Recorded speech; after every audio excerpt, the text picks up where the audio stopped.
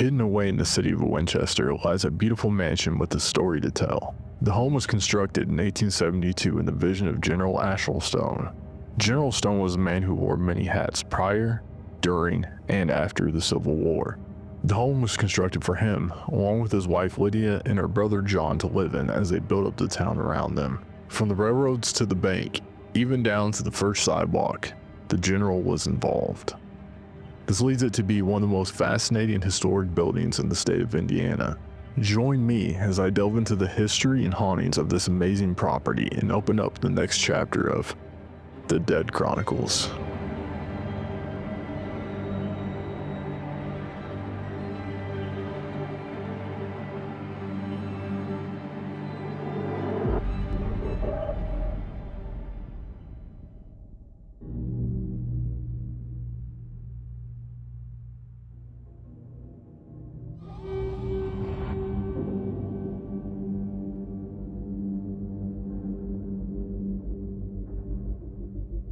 Well, my name is Lydia Carpenter. I am a tour guide for Saving the Old Properties. General Stone was actually a state senator pre-Civil War, and then was the Union Commissary General for the Northern troops. There is a plethora of things that General Stone did. General Stone was the president, CEO, stockholder of the very first bank in Randolph County. That bank is actually still uptown. He also was the founder of the Winchester Wagon Works. He also founded and helped build and organize the bakery.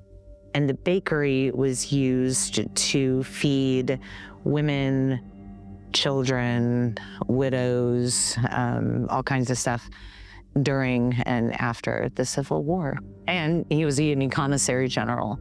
So he ensured that the Union troops got all of the supplies that they needed. Now, that meant helping load everything onto wagons, riding the wagons, and ensuring that it gets to the Union troops. This house was built in 1868. This house was the second house built on this property. When the general and Lydia's brother moved to Indiana, Winchester specifically, they moved to a house out on Stockyard Road. He was looking around and he saw this property that is literally on the edge of town, okay? It wasn't just this property, there were acres and acres of land. He saw the house and decided that the house wasn't for him and his wife, but the property was. It's prime real estate. So what happened was they had the house picked up and moved not even a block and a half away from here. And they started to develop plans to build the house that we're standing in. The general requested that the railroad run through the property instead of running through Dunkirk. And Oliver P. Morton said, cool, that's fine. If that's what you need, then that's what I'll do. So I had the railroad run through this property, and he used the railroad to bring all of the materials for not only this house, but he ordered the houses that are set up across the street. Those are Sears and Roebuck, Montgomery Ward catalog style homes. And they were built for the contractors to live in and their families while they were building this house. After the Civil War, he went to a bunch of the southern states and started buying up land. And we don't know what happened to that land. He had little big man syndrome. He felt the need to go above and beyond, I guess, kind of be boisterous. He donated 40 acres to the town of Winchester for a cemetery, because the original cemetery was swampland. He is actually buried out at the cemetery as well. He's buried out there. His dad, Lydia's dad, Lydia, and a mom, I believe, are buried out there. And he must have knew that he was sick, because he commissioned somebody to make his headstone.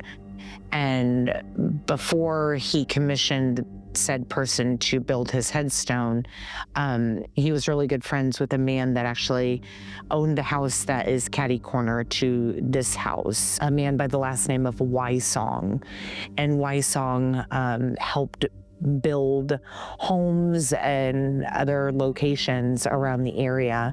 They were pretty good friends up until the end. They actually got into a pissing match and tried to one-up each other. So the general went to this man and asked him if he would make his headstone. And the guy's like, okay, what do you want? And he says, well, I want this to be one of the biggest headstones, period. He's like, I want people to remember me. He says, I want people to look outside of their homes and see my headstone. He said, okay. So he built that, and as soon as the general died, Wysong went to the same man and asked if his could be made 1 foot taller than the general's.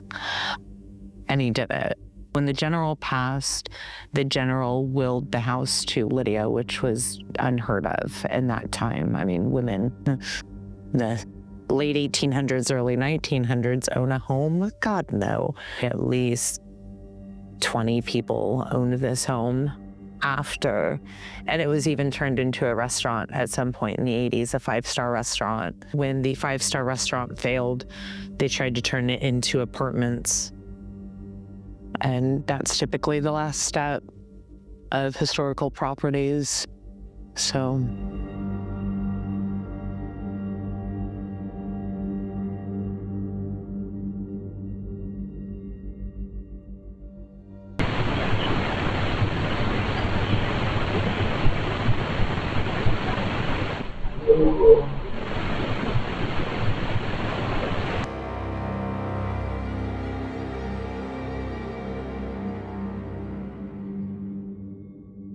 If there's anyone in here, I would love to speak with you. Probably seen me hanging around here a few times. Probably here the night that on the morning I couldn't sleep. I know that you were supposedly not the biggest fans of guests. First started filming for this series, I had booked a hotel to stay at in between investigations. After driving over an hour to the hotel, I was told that my reservation had been canceled. Being another hour and a half away from home, I wasn't sure what to do. That is until the wonderful people at Saving the Old Properties offered to let me into the mansion to stay for the night. Being that I was going to be filming there that night, I thought it worked out perfectly. After being let in at around 6 a.m., I was laying down and quickly realized that sleep probably wouldn't be had that night. It started with the sounds of footsteps from the floor above me, which honestly didn't bother me too much until the loud bang started. It sounded like someone was up there just tossing around bowling balls, and it even shook the entire mansion. After a while, the footsteps started coming down the servant staircase, which was right next to the room that I was in, and I began seeing a shadow figure in the doorway. The footsteps would come down the stairs, approach the room that I was in, and stop, and then start all over again at the top of the staircase.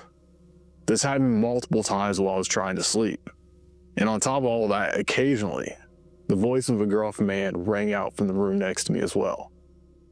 After pleading with them for well over an hour, just to allow me to get a little bit of sleep, because I'd already been up for over 30 hours at this point, I reached out to Lydia to see if there's anything that I can do to appease them and for them to allow me to get some sleep. She decided to come back to the mansion, where she also started to hear the noises, the voice of the man, and we even heard the moan of a woman. Needless to say, I did not sleep at all that night, and filming that night did not go as planned either. so I decided to come back and film for this episode. I know I was here a while back and certainly did not feel quite welcome when I tried to sleep here, but I get it. You got random people coming into your home,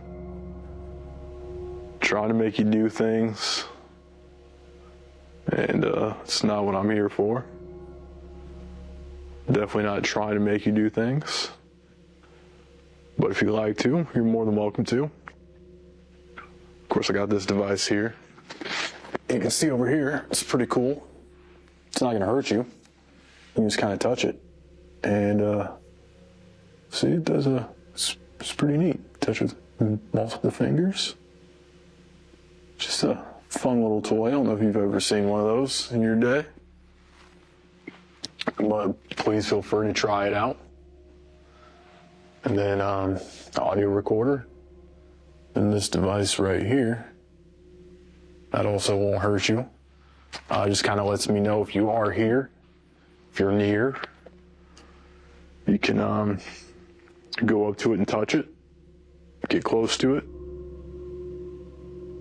and will let me know that you're here. Of course, if the general's here, we'd love to chat with you. Lydia, anyone.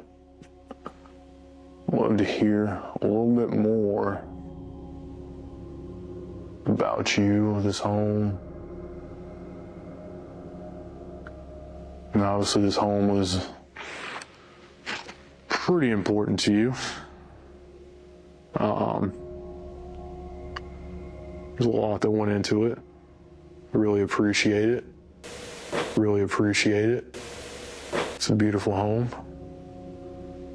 Lots of attention to detail.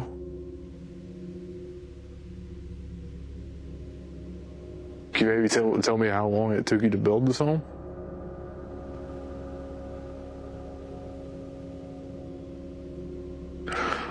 So is the general here?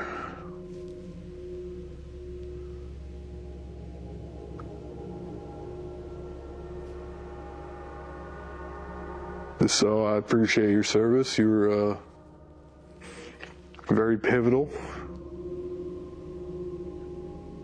And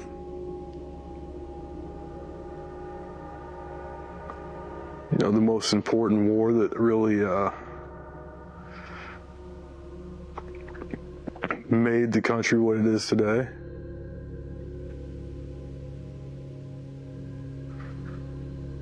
I know you helped supply the Union Army.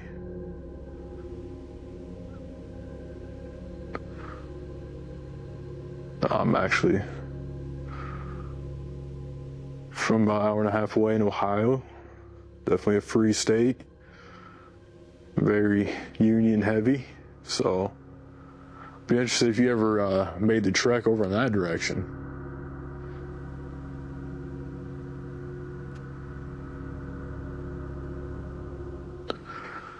Can you maybe tell me what it was like? I had to been rough travels, traveling by wagon.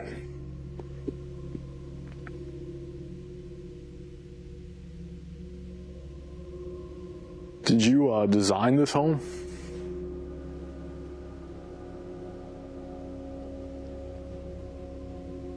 Can you maybe tell me about the asylum? I heard that you helped draw up the original blueprints for that. Why did you do that? Why was that important, do you feel?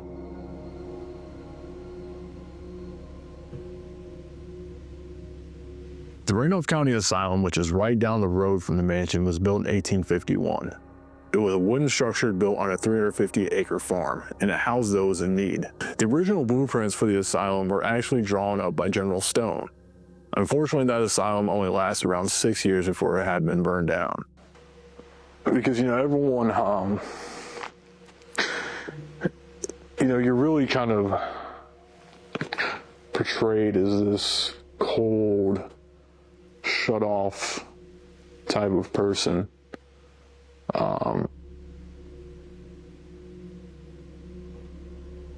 But yeah, you've done so much good.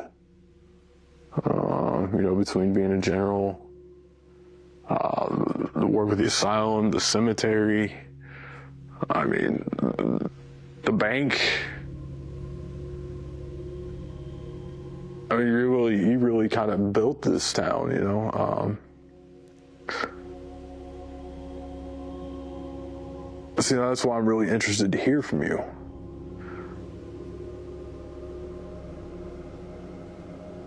It's almost like you're portrayed as not a nice man, but you obviously were. Can you maybe tell me what is that about? Did you just like maybe keeping to yourself?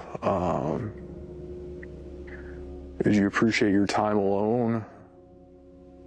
Were you just misjudged? If there's anyone here other than the general, I know I'm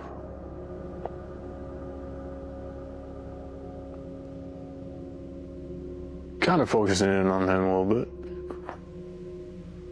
If there's anyone else here, if you can give me a sign, whether it be a knock, closing, opening of a door, touching one of these devices on the table. Thought we might have heard you whistle earlier, a whistle. Anything of that sort to let me know?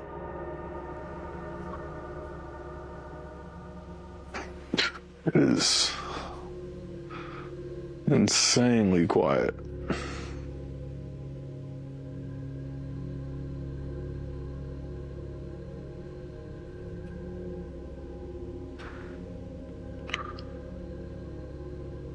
I don't know if I ever heard this place this quiet. After my first visit to the mansion, I locked up and made my way to my car.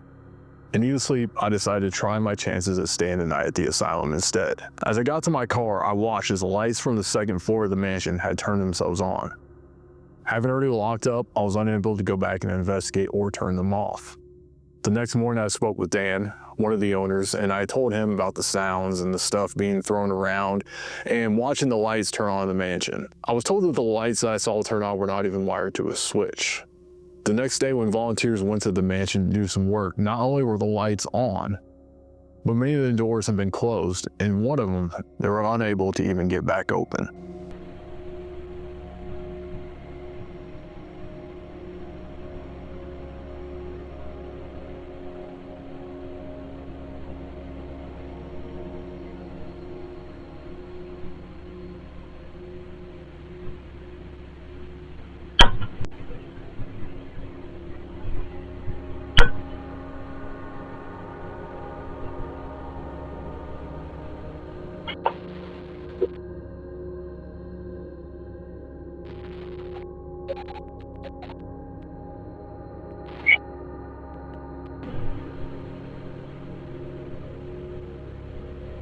This camera was sitting up in the attic of the mansion and had caught a light turn on by itself randomly. At the time, it was a Halloween season, and they had a lamp up there with a red light bulb giving the attic a creepy glow. The light was not on a timer or switch, rather it had to be turned on and off manually on the lamp itself. You can see from the camera in the basement from earlier that night when I had turned the lights out, that when the camera switches modes from daytime to nighttime or nighttime to daytime, you can see this distortion in the video. There are these lines and it kind of just messes up for a second. This is the exact same thing that we see from the camera in the attic. This proves that there was undoubtedly some sort of change in lighting in the attic. Being that I had cameras all over the mansion, I wanted to pinpoint exactly where I was at when this had happened and make sure that the place was completely empty. This happened during my investigation down in the parlor, and as you can see from the video, I was sitting on the couch at the time.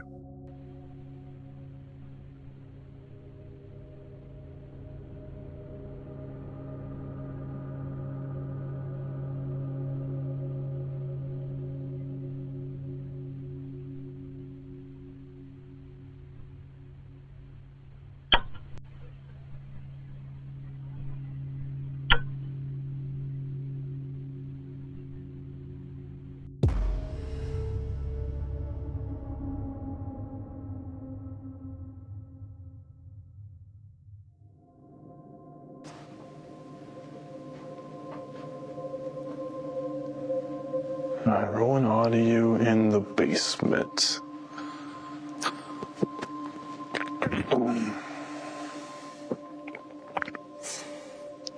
If there's anyone down here, not sure that there is. Love to talk to you. Heard stories. I'm gonna take this device here. I'm gonna put it on this other bed next to me. Okay, like I said, I'm gonna put it on that bed right there. It's another way you can let me know that you're here. You can get close to it. Not gonna hurt you. Also got this audio recorder over here on the floor. Just came down to have a conversation.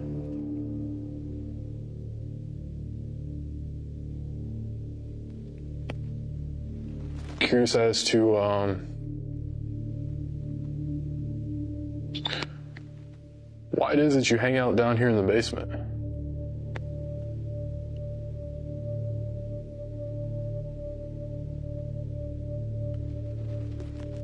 Did you stay down here? Is this where you lived?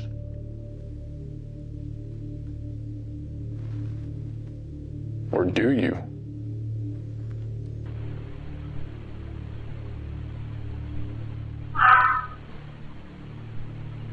Did you know the general?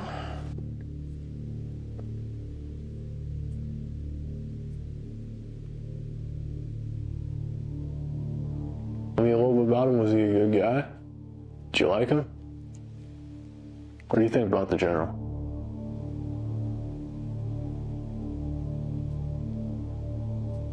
Who are the people who have been seen down here?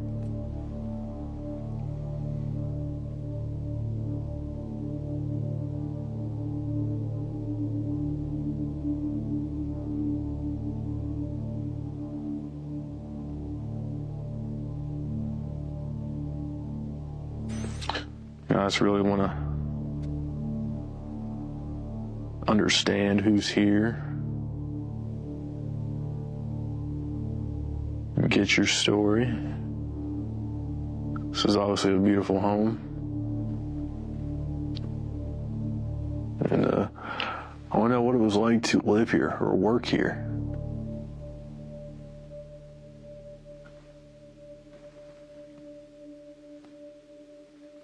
It's still so comfortable down here. So comfortable. Like if these beds weren't gross, I would debate on sleeping down here. But on these, I'm okay. Plus I'd wake up with a raccoon on top of me. And that would be bad. Then you'd have to get rid of the mattress after that happened. Because it would be soiled.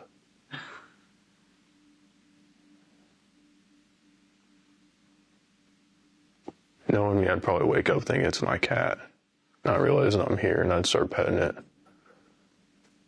Like, while I was still asleep, and then I'd wake up and there'd be a fucking raccoon in my face, or a possum, and I'd throw it across the room.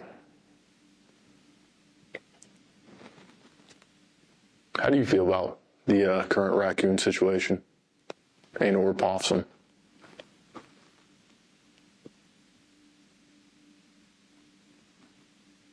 Indifferent. Okay. I know there's supposedly a man down here who would frighten most people.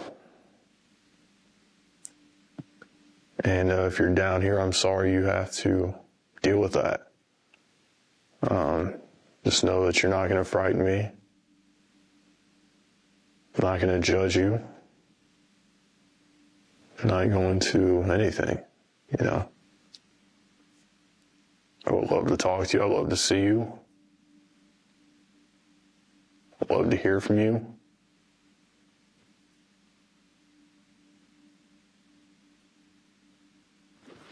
Can't imagine what it's like to be down here and finally get someone to talk to and they're frightened, or they leave or run away or anything like that. It's got to be tough.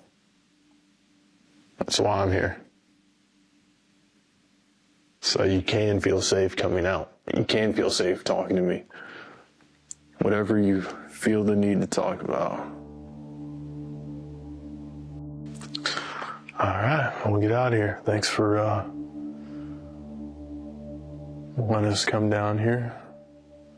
You seem welcoming for some reason.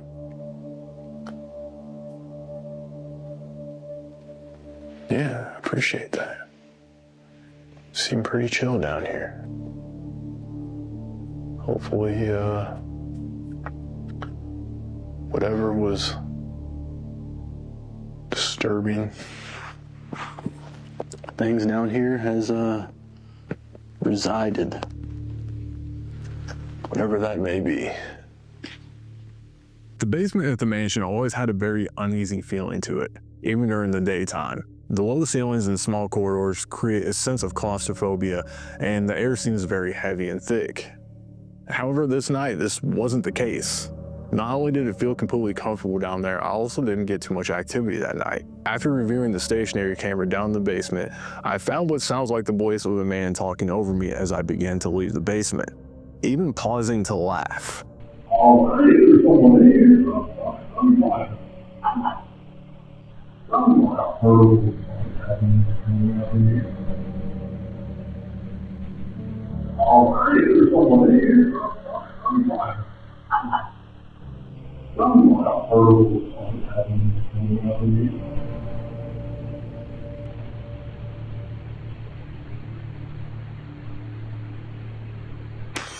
Alright, so I set up the music box up in the hallway, and it didn't go off for the longest time, and now it's just going ham up there. It's going crazy. Something set it off nonstop. So we're gonna go take a peekaboo and see what might be going on up there.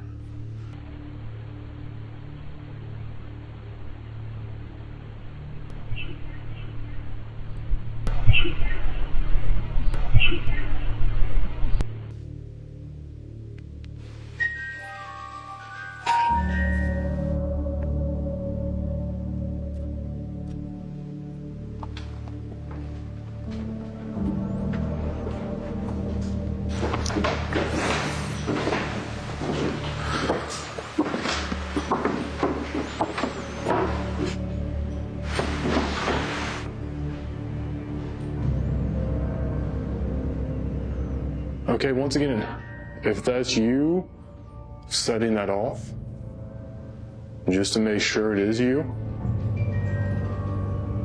I need you to set it off on the count of 3 for me, okay? 1, 2, 3.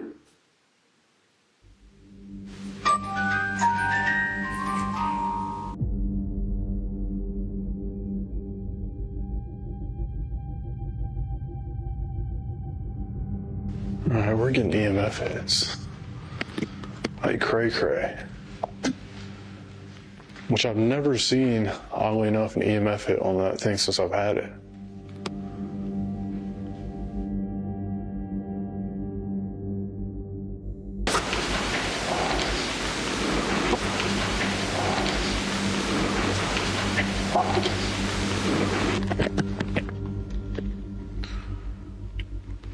Going audio in the general's room.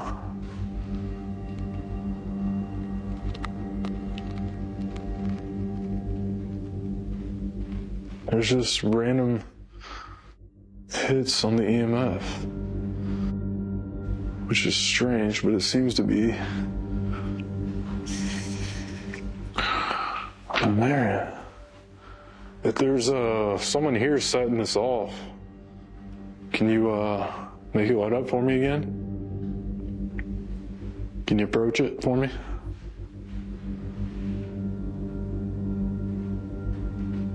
I'm gonna put it right there on your mantle.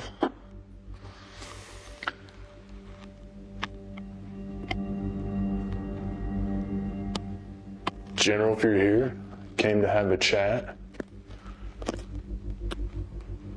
I know I'm probably up here bugging you a lot, but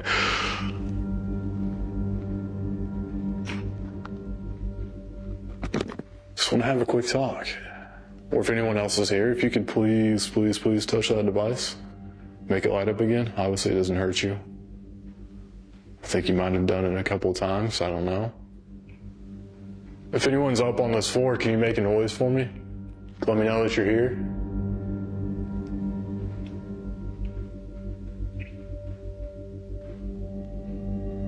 General, if you're up here, you were a pretty smart guy. Can you tell us how we should fix all those leaks in your ceiling? Ending digital audio, gonna move it. We'll move this to the stairs. Okay, so I'm gonna place the audio recorder at the stair landing. I thought I was hearing things. And let it run while we go upstairs. Alright, so rolling audio on the stairs of the mansion. The first and second floor stairs. And we're gonna go up to the attic for a little bit, so.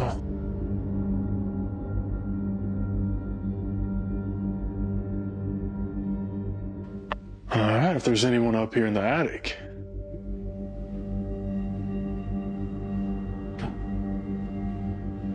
I would very much love to speak with you.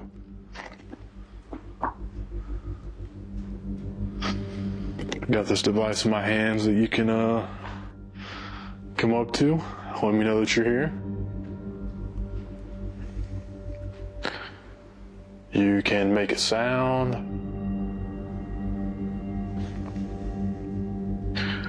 You can yell. Shut something, throw something. Whatever you want to do. Let me know that you're here. My thermal just shut itself off. So that's a fun little thing. I don't know if it even saved what was just recorded. All right, back to rolling on thermal since it decided to crash on me. There's something.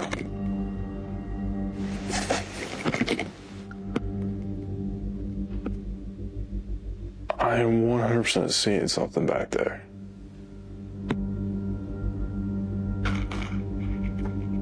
If you can set... Thank you if that's you setting that off. Can you do it one more time for me, please? It's getting pretty late.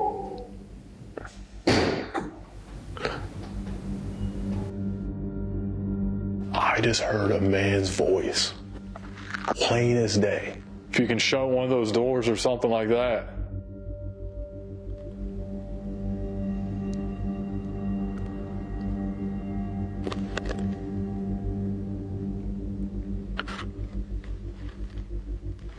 If you can do that for me, I'll leave immediately, let you get some sleep. Because I'm sure you probably got to be at work early in the morning.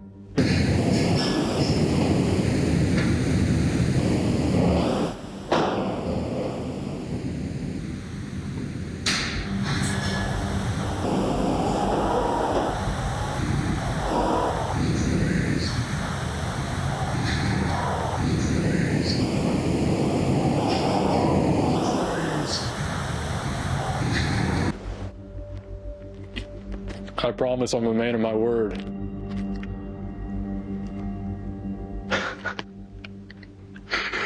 My camera is done. Like, I literally don't have any of this footage. I've got nothing. I literally lost all that footage. How? Why? After setting out for my investigation, I decided to go get some food at a local restaurant.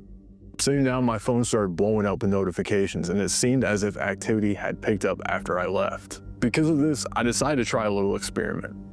So far the most activity we've gotten has been sitting outside of the property and using the cameras. So we can do a little experiment sitting out here and hopefully try to get some activity. Moved all the cameras over to the second floor. We have all the doors open. You got motion sensor, a REM pod, just because there's nothing else in there for that to go off. Essentially everything that I had to hopefully catch something is in there on the second floor, and just gonna try to get something to happen hopefully, and monitor the cameras from out here and be able to communicate with the intercom function. So see what happens. It didn't take too long to sit in my car until it seemed like things started happening. The sounds of extremely loud bangs and the voices of a man and woman started setting off the notifications on my phone. This is the exact type of activity that I experienced the morning that I was not able to sleep in this location.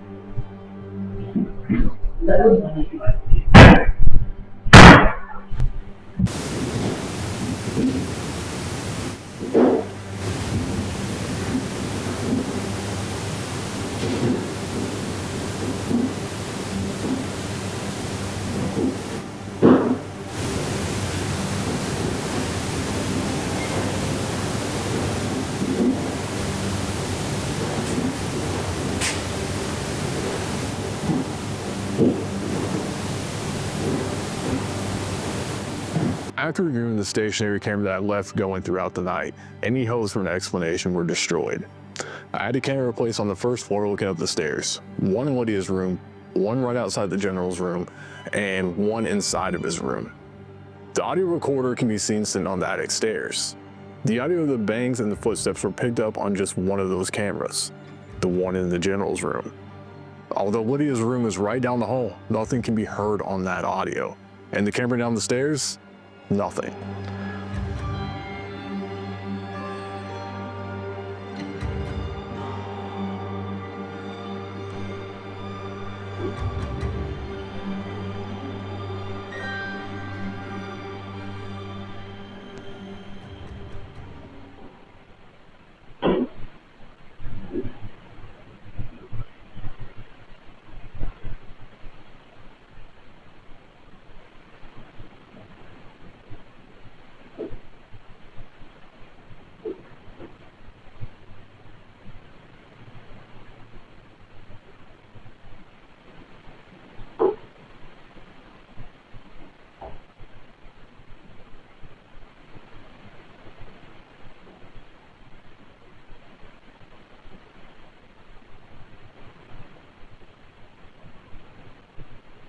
The Stone Mansion is an amazing and important part of history. The beautiful architecture not only speaks to the general's skills at being an architect, but also shows how important this home is to him and very well may still be. With all that he had done to build the town around him, it only makes sense that he may still be residing within the mansion's walls. However, there seems to be a lot more going on there. Could the voice of the woman that is constantly heard be that of his wife Lydia? Who are the shadow figures that are said to roam the basement? Could the sounds of the loud bangs and what sounds like moving buckets be the general and his workers working hard to repair the home to its former glory? The only thing that I can say for sure is that there seems to be a lot of paranormal activity in this location. The only way that I can put it is it seems as if they're still living here, carrying out their daily tasks. This leads me to wonder that since activity seems to pick up when the house is left empty, if they do not know that they have passed, and perhaps we are the ghosts to them and they hide while we're there. There's a lot more investigative research that needs to be done at this location before we'll have a chance at any answers. But for now, it's time to move on to the final location for this season. On the season finale, join me as I investigate the location that started it all. An old asylum that has seen thousands through its doors, and many of them are said to have never left at all. Follow me as I attempt to uncover one of the asylum's biggest mysteries, only to be left completely mind-blown by the journey and what is discovered. All of this to come in the season finale as we open up this year's final chapter of The Dead Chronicles.